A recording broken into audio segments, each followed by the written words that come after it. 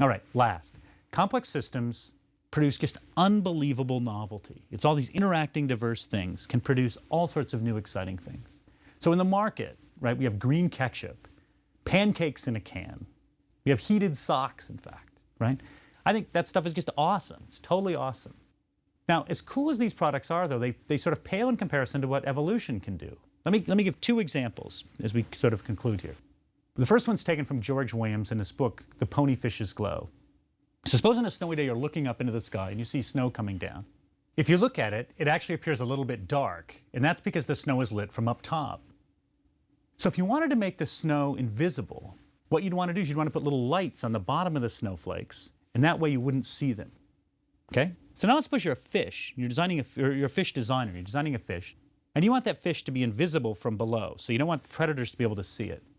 What you'd want is you'd want the belly of that fish to be white, but you'd want to have a light in the belly of the fish as well so that it doesn't appear dark from below.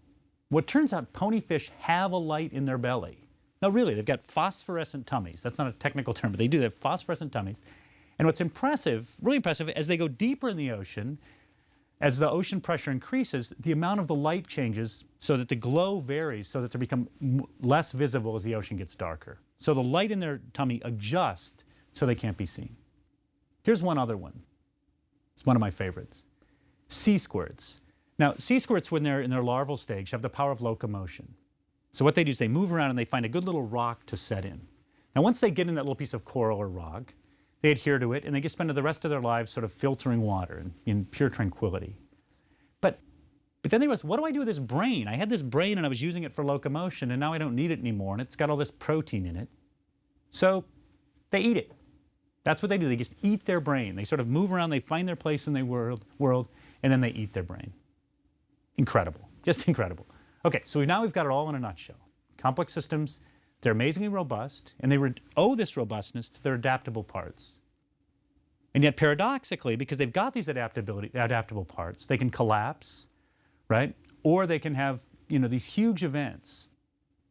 Now, not all large events are bad, right? The Harry Potter books were a large event, and that was wonderful. But many of them are not, right? Wars, epidemics, market collapses, and so on. Complex systems also produce emergent structures and phenomena with capabilities that far exceed those of the parts. Now, some of these phenomena, birds flocking, cultural formation, racial segregation, and goat paths, are self-organization. And those that if we study, and we'll see in this course, we can actually unpack how they work and see where the emergence comes from. Even though there's no central planning, there's no CEO, and there's no middle management among the goats.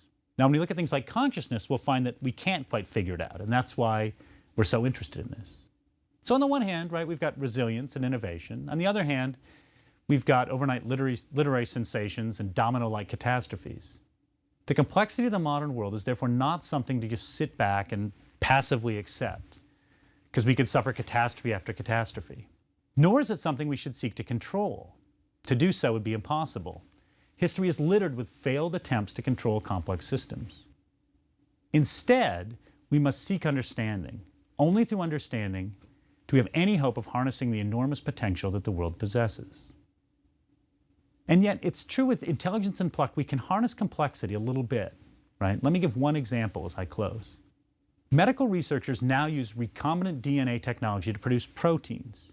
These proteins are used in making what are called plasmids. Plasmids are DNA molecules that have an extra chromosome that includes the genetic encoding for this relevant protein. Now, these plasmids, medical researchers now then just inject into a cell line. And when they do this, they're leveraging the complexity of the system, the cell's natural biochemical machinery, to translate that genetic information into multiple copies of the desired protein. So the complexity of the biological process is harnessed to do good, and the result is lives that are saved. So if we can learn about complexity, if we can understand it, then eventually, even if we can't control it, we can harness it. So as Thomas Schelling once said, this is the guy who wrote Micromotives and Macro Behavior, Nobel Prize winner in economics. He once said, if you're in the mood to be amazed, and if you are, then complexity theory is going to be a great place to start. Thank you.